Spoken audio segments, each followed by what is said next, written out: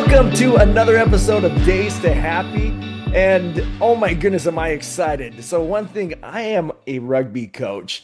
And I love it. And last year, our guest, Steph Roveti, was one of the players that helped Team USA win a bronze medal in women's sevens at the Paris Olympics. Something that's never been done in either men or women by a US team. So it was an amazing opportunity to be able to get to know her and a number of teammates. And the neat thing is, Steph is also a clinical leadership educator at Strata Intel, the special company, because it helps corporations with their mental health. So we have a lot of things that we can be speaking of. So Steph, welcome to the show. Thanks for having me. It's a great intro. Hopefully I did you some justice at least, right? Yeah, no, me and Maurice were talking and we realized we had so much in common with rugby and mental health and all things life. So I'm really excited to chat with you today. Oh, you are amazing. I'm just going to jump right into it if that's okay. Just Yeah. tell us about your story. Oof, it's a hard question to Right answer. into Start it, with the right? hot ones. Yeah. So, born and raised in Reno, Nevada, played all different sports growing up. Basketball was really my first love. And I got a college scholarship to go play basketball at Brigham Young University. So spent some time there during my basketball career. Had a really great team, went to the Sweet 16. I ended up transferring my graduate year. So I played 1 year at Fresno State to finish my career and going to grad school for public administration. So I had a little bit of prolonged my career a little bit and then went right into coaching. Coached basketball at University of San Diego and worked a little bit also while I was in that transition of working in nonprofits and some project managing, things like that. So landed on coaching and was down in the San Diego area. And my sister had found rugby when she was at BYU, so they have a great rugby team there. And so she had been in my ear, when you're done with basketball, you'd be really good at rugby. Like you should really try. So I kept and then I broke my hand snowboarding, so I didn't play for a little while and just it never worked out. And then when I was down in San Diego, the national team trains there, and there's a great club down there, the San Diego Surfers, and a great social and competitive club. And my sister's like, I have a friend, go check it out. So I do all the credit to my sister. She really pushed me to go do it. But I went to this Surfers practice as a little bit of a competitive, but also a social thing to meet some new people. And it was the most amazing environment I'd ever seen. And I've been in sports, and so I just immediately fell in love with the sport and the culture and had an opportunity after that season to have a trial contract and train with a national team. And did a little bit of both. I was still coaching at the university and then trying my way with at the training center and earned a contract after a couple months and then was on the team for 6 years. That kind of was what sparked my rugby career. And so I was there from 2018 up until this Olympics and had quite a journey in learning and being really new to the sport, but then also playing at a really high level and learned so much. And I'm sure we'll get into it a little later, but the culture of rugby is unlike anything I've seen. And I never thought that I would come as a very inexperienced player at a national team type environment and then be so welcomed with teaching and acceptance and patience and camaraderie. And we're essentially competing for the same spots out there, but these girls, it was something different. So I thought I'd stick around for a while. It is so true. It is one of the most unique sports I've ever seen. And the fact is, you're a super athlete because you go in with no rugby training whatsoever, and then you compete at that level.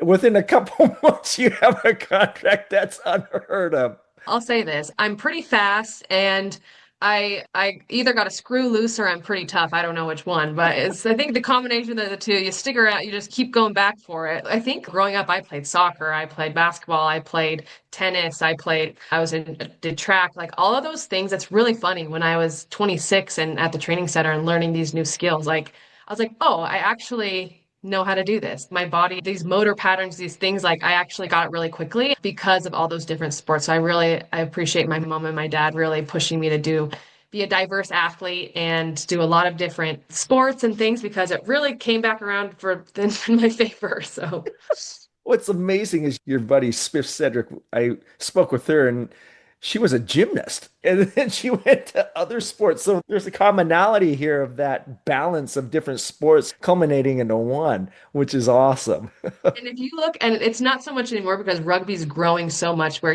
we're starting at a little bit younger age, which is so cool and so Yes. awesome. But even 7 years ago, when I kind of was in the mix of coming on the national team, you just got a really diverse group of other athletes. I mean, Yeah. Love Kelter was a soccer and hockey player. Spiff was a gymnast. Naya's a track. Ari did gymnastics. And that was something I think with that group was really cool of like, hey, we're all like different athletes and I can't really kick a ball very well, but she can. And then I'm actually really good at step or basketball skill type translatable skills. And so we really bought into that and we're like, okay, we're just diverse and all our different skills add something to the team and let's do this. It was really cool because you don't always get that. That's so awesome. Steph, thank you for giving us that background because it just goes to show what all those different things do in order to make you as an athlete. And if anyone wants to see an awesome video, go watch. It's a 7-minute clip on YouTube and it's the Paris Olympics and type it in women's sevens bronze medal and you'll see Steph is called out multiple times in that, but at the very end, the pure joy she has with her teammates is contagious. It's- That was probably the most genuine, authentic joy that I've had. And it's funny, it got captured on video. And, that was my last game ever in my athletic career. And so, with the buildup that goes into the Olympics and my career. And it was just like a mountain of emotions I felt like just got released, which was, it's funny, me and Maurice were talking about that. I said, that was just really genuinely like all my emotions came out at once. Fun. It's great. I love it. I love seeing your emotion on that because it's so meaningful. And it's amazing that you're talking about the buildup and what that does to just even the mental, the psyche, and it's interesting. And what I would love to understand too is mental health in sports is something that one time or another every athlete deals with, whether it be stress, pressure, and so on. Now, with your work there at Strata Intel, what do you now realize perhaps were some of the things that, huh, I didn't realize it then, but I'm realizing it now that you might recommend other athletes or people competing at such a high competitive level should consider?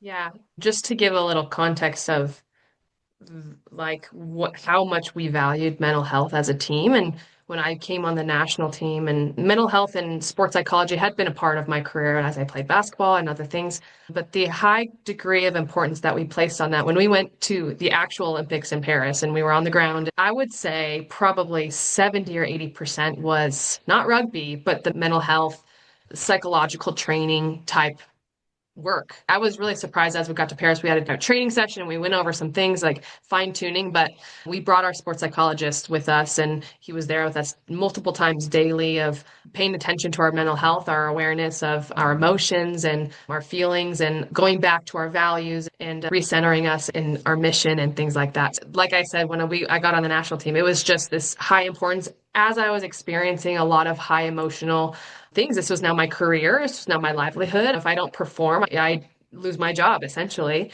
And that can be really hard for a sport that you play for enjoyment. And as you're younger, you just love it, you play it. But then when it becomes your job, it shifts a little bit. So there's a lot of different components of you're playing on a really high platform where you're going to South Africa and the stadium's almost sold out and you're playing in front of these crowds and it's a 14-minute game. It's really high pressure. These things along with there's 25, about 24, 25 of us that are in the training group that train Wow. on a daily basis and only 12 get to go on each tour into the Olympics. And that pressure and navigating that and if you don't make a tour or you don't make the Olympics, things like that, you really got to take a look at yourself and what you identify as your identity. And when that gets taken away, sometimes how do you respond? And it takes a lot of internal work. And so, just the amount of experiences that I've had and work with mental health that I've had is was really impactful to me. So, as I retired from that, and I was like, okay, I'm 33. What's my next step? And I just graduated from occupational therapy school. So, I Congrats. thank you. I Loved occupational therapy.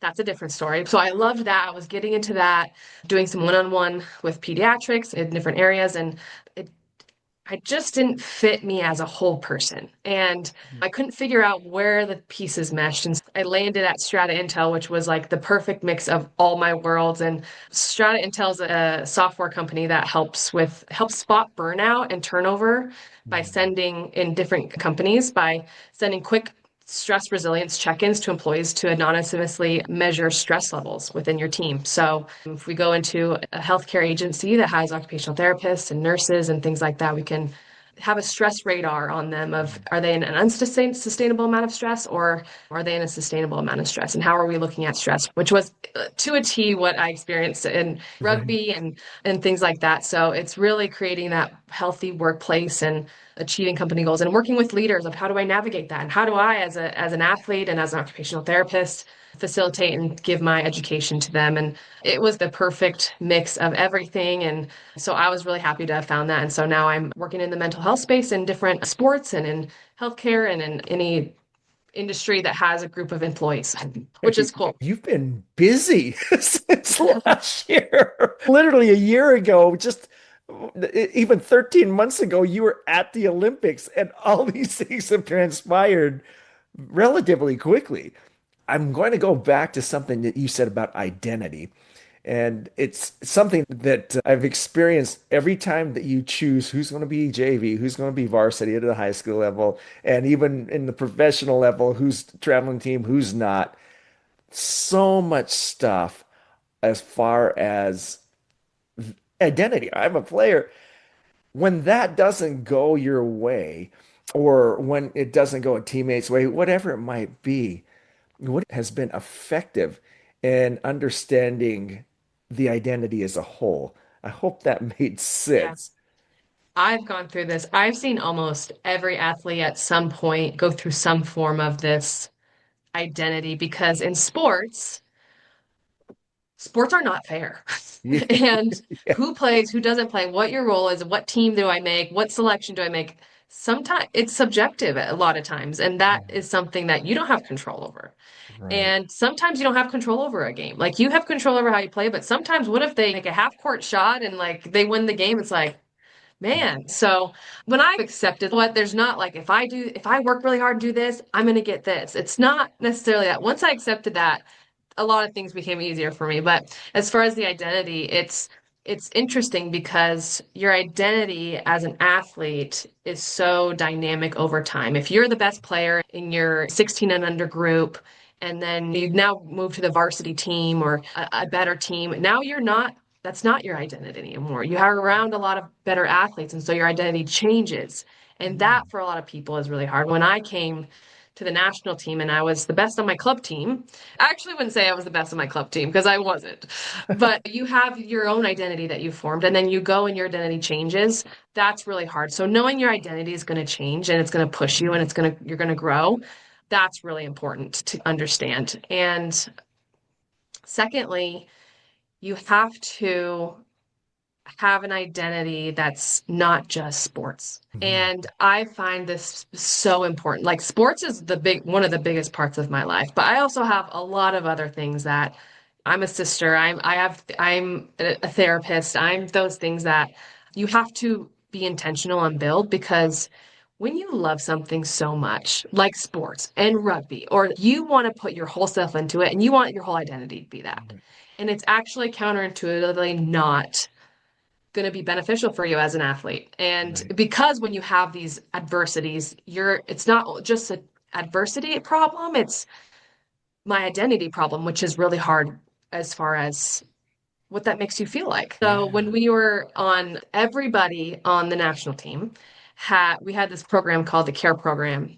And our leadership and our coaches know that if we want to have the best athletes, we have to have them have an identity outside of rugby. And so each one of us had something that we're working on with our professional career or something that was an identity outside of that. And we would all go out. And for me, it was my occupational therapy. So I got to go out and do that. And then we would bring it back and we would celebrate it. And when I would bring that part back to the team, it was something that was celebrated. And I brought something different to the team. And that was with all 23 of us, had something that made us whole as a person that really was celebrated. And whatever each one of these 23 people brought back to the team, it was like our little community. It was our little village and it was made us strong. So having that is a little bit like when you're, especially when you're younger, and this is how I was as well. Like I wanted everything to be about sports, which is good. That's a really Right. good thing. But the more you have outside of your sport, Mhm. you can bring that in with you and it makes you such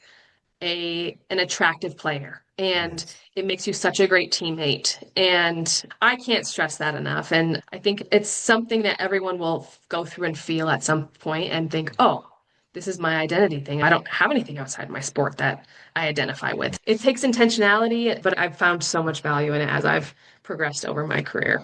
I've got to ask, when you retired, usually when people retire, it's tough because, again, large part of their identity is with that. And even the most balanced people that I've known have a hard time with that.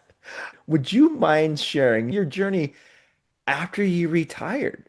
Because it was, I know you're very involved with USA Rugby right now, but at the same time, perhaps not as time committed as you used to be. Yeah, it's hard.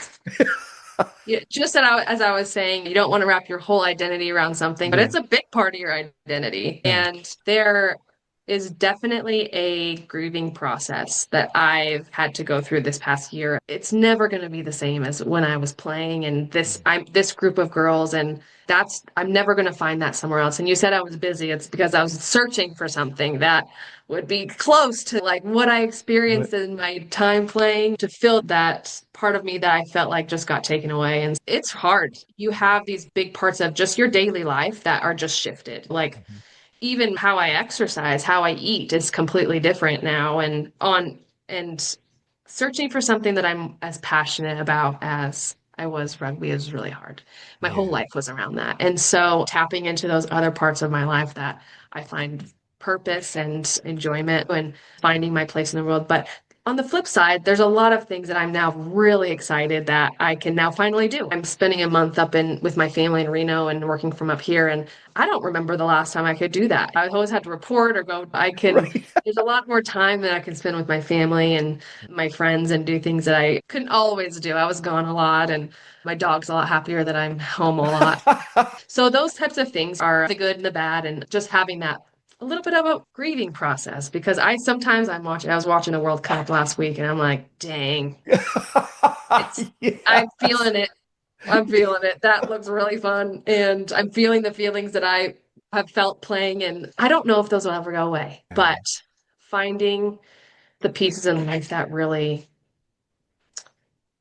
fill up my cup and Yeah. have meaning to me, really being intentional with putting my time there. But man, it easier said than done. It's hard. I won't lie. It's hard. I'm thankful you said that. You're so elite and so much experience. I think most people want to brush that under the rug and go, I'm tougher than this. And it really, you've got to embrace it. And I look at your journey. When you were playing basketball, I'm sure you're going, basketball's a thing, man. This is it. And all of a sudden, rugby came to the thing. This is it. I have a feeling that once all this clears out, it's going to be the same thing. And that is so important to realize that there are some things that we can do with our time and that there's other opportunities out there. And that's sometimes the hardest thing. Am I wrong on that? No, you're completely right on that. I went through a little bit of that transition after I was done playing basketball. And so I was like, okay, I kind of know what's coming and it's going to be really hard. And I avoided it by going into rugby a little bit, which was great. But knowing, okay, I think I'm going to beat this transition stuff. I think I can do it. So I already know what's coming. I got a lot of things set up that I'm doing. I'm busy. But can't avoid it. And I think that was the biggest thing. Like I was so busy and searching for that next thing and trying to figure out my life. And I think that that acceptance of it's just like a really big part of you that you're not going to have anymore. And it's okay. And you can grieve it. And it's going to be hard. And you can find purpose and value in other things, but also be sad that you're done playing. And Yeah. so that's been the journey. And that's been the recurring theme of I'm really enjoying these parts of my life. I also really miss rugby, and that's Yeah. okay. What you just said there is a big deal because okay, sometimes I know when I've been in those crossroads, I go, this isn't okay. This sucks. Yeah. It's all right to go through that grief as well. So I was just saying that it's okay. Thank you for being willing to share that. A lot of people wouldn't be that vulnerable. Can I go back a little bit Yeah. further too? Ultimately, everyone, even in elite sports, they fail. And dealing with failure, you see emotional breakdowns to, it's good, let's go. How have you dealt with failure and how have you helped others that might be dealing with failure? Yeah. I mean, that's sports. What you just described is sports. And sometimes we have this feeling of that's never going to happen. It's 90% of what happens in Yeah. sports. And the most successful athletes I've seen are deal with failure. Failure are the best. But man, failure. So I'll take it back to when I joined the national team. And it was 2018, so we're 2 years away from the Olympics. And I was just happy to be there, just like, what is this? Happy. So I went through a year. I got to go on some tours and I was learning rugby quickly. And I meshed with this group that was going on. And it was 2019. And I was like, you know what? I think I got a shot. Like, I think that I can go to the Olympics. And so I let myself have this big dream. I didn't say I'm new. I'm not like I've been playing for not very long. And Right. I like really bought into like I'm gonna do that. I'm Yeah. gonna go to the Tokyo Olympics. Yeah.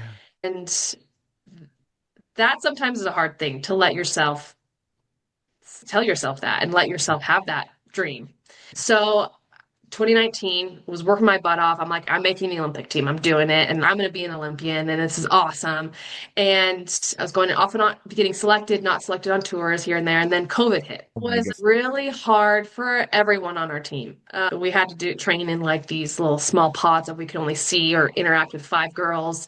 Even outside of rugby. And so we had our little pod and we'd go do stuff together, but then go train and we couldn't see each other. And we were trying to get tours together before the Tokyo Olympics and everywhere was closed. So that put a little wrinkle in a lot of things. So we had to fast forward to 2021 where we had a couple tours to build into Tokyo and I was really hopeful and I was really wanting to be on that team. And so again, like I said, we have the selection process. So everyone's fighting for that spot, that Right. spot of 13 at the time. And so then the roster came out and I wasn't on it. And Oh, that was one of the hardest times in my sporting career because I really let myself believe that I could do it. And if you don't, you're not going to make it. So every yes. one of those girls, like they are thinking the same thing and they're working their butt off and talk about identity. And that's, I think, where I learned the biggest identity lesson for me. I lived it and I felt it. And after the selections come out on a Friday or Saturday, and then if you're not on the roster, you just are done till the Oh, Olympics are over for 3 months. And I wasn't an alternate. I wasn't even in the training squad. So I had all this time and a lot of emotions. So I was like, oh, I thought I was going to go to Olympics today. And then the next day, I'm not training. I'm not doing anything. And they offered support. I shouldn't say it's nothing. And I came and talked to the coaches, and I'm not going to throw them under the bus that way. But there was right. a lot of support in that. But emotionally, I was like, I'm somewhere else. So I had to make a decision after I had some time to process that. And I watched the Olympics and those things. And I was turning 30. And so I was like, is this something? Do I want to put myself in a position to get my heart broken again? Do I want to go Yeah. for the next Olympics? Do Yeah. it's 3 year at that time it was only a 3 year block instead of four. Do I want to go through that? And I like, can I put myself whole self into it? So I really had to think for a long time if I wanted to continue playing and if I could just go through that hurt again. And that was the biggest lesson I think in my career that I've ever experienced of identity and really asking myself, like, why am I playing?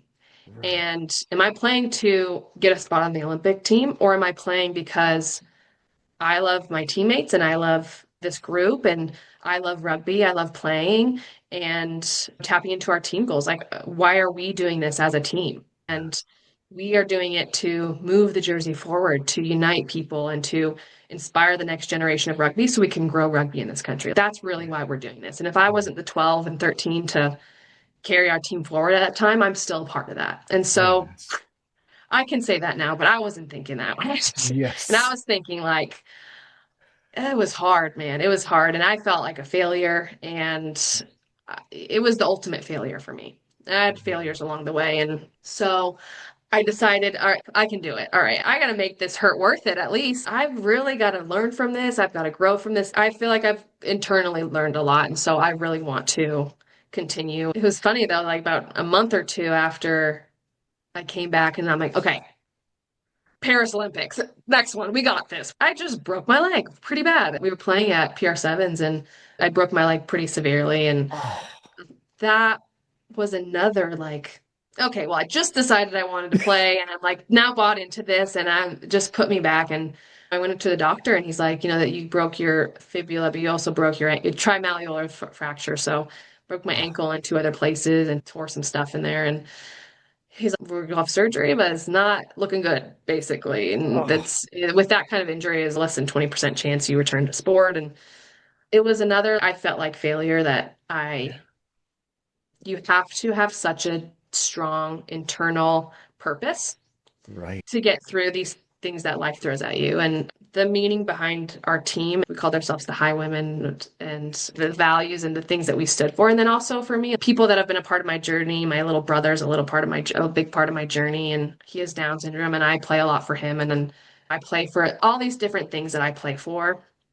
Like you go back to that. And if you don't have that to go back to, it's really hard to make it through those times. And so I ended up becoming a different player. It took me fully I would say 2 years to fully recover. I started playing after a year, but I was never as fast. And my leg didn't work. I had to morph into a different player. And I had a string of injuries after that. And you just have to keep going back to what makes you, people call it your why. What's your why? But you have to have a lot of them. And you have to really be intentional and pull on those when you need to. For me, my why was strong enough that I kept going and going. And I don't think a lot of people know this, but the selection process was really hard for me. I was on and off tours and Yeah. up until about 6 months to the Paris Olympics, then I was getting consistently.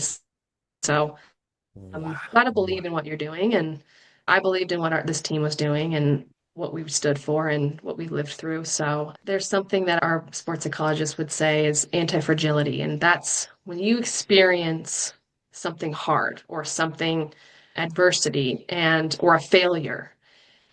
It's not just like coming back, but it's coming back stronger. You're not Yes. just treading water. And sometimes it is just you're keeping your head above water and that's what you can do that day. But it's coming back, being intentional of what you learned through that and having a chip on your shoulder sometimes really helps. And Yes. you come back stronger and you have to have that mentality and it can get you pretty far. And obviously has for you. And I want to mention a couple things here. One is you mentioned you have to have a why and you have to have a lot of them. And when you brought up your little brother, I've never seen someone more tender with a kid with Down syndrome. When I first met you, we were at a restaurant and it was Danny whose son also has Down syndrome. The care that you gave to that kid was amazing. It was very touching to see that interaction. And if I didn't know better, I thought that was your brother. I I know. thought, I sometimes step over the line. I'm like, that's not your brother. Chill. but so unique to see that. And I love that example of why. And I could see how that really fueled you. But the other thing that was so apparent, and now the reason that it probably stood out to me and perhaps millions that were watching was the joy that your face exuded. I almost shed a tear thinking about that because it was so pure. It was so raw. And understanding your backstory blows my mind because now I can see, oh my gosh, we've arrived and that's How cool is that? Yeah, that's funny. It was a moment, like I said, just like all of those things, like Yeah. the time I went through the selections, or my brother and my family showed up there and they were watching me in the stands. Like, I don't know, all these things came out Yeah. and I'd never experienced anything like that. But, my brother, going to the actual Olympics, he went, which I'm shocked because a lot of walking, a lot of like big crowds, really hot. Like, everything that is his pet peeves, like no ice. So I still Nice. hear about there's no ice in Paris. But like these things, I'm like, he would never go. First of all, I don't expect him to go, but he said, Steph, I'm going to watch you. And the fact that he did all of those things to come watch me was like, oh, and it's going to make me cry. The things that I've learned from him, and I think it was beautiful. To talk about resilience and talk about adversity, navigating this world. And his strength I've seen through I'm 7 years older than him. So the things that he has gone through and taught me and how to genuinely love and connect with somebody is just really beautiful. So that fact that he was there in that stands too, and along with the rest of my family, I could go on about them, but that was really special to me. I could see where a lot of your mental resilience comes from. Your support system, that's inspiring. And I love that you've shared that because it is such a big deal. It often goes overlooked. Thank you for sharing that. I want to go another route, and that is what makes an effective teammate because teammates, I've seen this over and over again. Heck, even recently, just even when you're selecting captains, for instance, or whatever it might be, it could lead to a lot of infighting. It could lead to this or that. But what made that team bond from a mental space? And what are your thoughts on what is needed to maintain that? So I'll say the teams that I've been on, it's really easy to connect with people that you're like and you get along with and who are your friends. There's always a group that like, oh, I'm great with my teammates because these three girls, we're like best friends. Like it without fail, I have that. And with this national team that I was on, this Olympic team and that 23 group of girls, like we are so different. If you have this podcast with it, it'll be a completely different podcast. Not only like in personality, first of Yeah. all, personality, background, sport background, Yeah. skill set, we're so different, which can be more challenging because you have to come to common ground on a lot of things and understand a lot of things. And so we took so much time to sit and understand each other, sit and listen to each other. I think of like me and Nia Tapper, our personalities are like over here and over Night and here. day. Our personalities, our backgrounds, our sport backgrounds, our skill set, like it's just we're the complete opposite people. But Nia hears me and understands and has got to know me as a full person, Yeah. just like I have her. I've heard about her family. She's heard about mine, what my interests are. And we sit there and we don't have a lot of the same hobbies, but I've gone to some of her hobbies and she's partaken some of mine. And that's this willingness to sit, understand. If you're on a team, you have a common thing, something in common. It's you want to Yes. win. Yes. It's Yes. Yes. you have a mission that like you all want to see rugby grow. You really want to win a bronze medal or a medal. Yeah. Gold medal would be good, but bronze medal is good. Well, medal, win a medal. But there is this willingness to get outside your comfort zone, get outside of who your best friends are, and take time to get to know people and listen and understand. And we all did that so often. And however many times we could get together as a whole entire group and have fun was good. It clicked with us and we did it. We put in a lot of work to do it. I'll say that. And it takes intentionality because naturally you're just going to want to hang out with your people, your best friends. So being a good teammate is like taking a genuine interest in every single person on that team, not just the people you gravitate towards, and building them up and encouraging them and seeing the positive in them and celebrating that and letting them know you celebrate that. That, in short, goes a really long way. And I've seen a lot of really good teams have that connection with everyone on their team. It is pretty funny because when it was you and was it Nicole? Yeah. Nicole, One of the funniest things I've ever seen, I had to ask you about the team dynamics thing. I go, hey, I'm going to text Spiff right here. And so Spiff is one of Steph's teammates for the Olympics. And so Nicole goes, take a picture of me right now. And it was her flipping Spiff off. And I thought, these two are different, man. And then I get an immediate message back from Spiff doing the same thing back. And it was this laughter fest. And it was obvious that you had all gone through some intense battles together, but to see that they understood each other like that, to not take offense and to really Yeah. jive. And I look at you and I don't think you're one to flip off, but you were one to absolutely engage in the laughter together. Exactly. And that's all you got to do to have appreciation for you guys doing that. Good. I'll laugh. Yeah, it's great. Oh my goodness. You folks have taught me a ton, and I'm grateful that I've gotten to know a number of the team members from that team because it's obvious that they're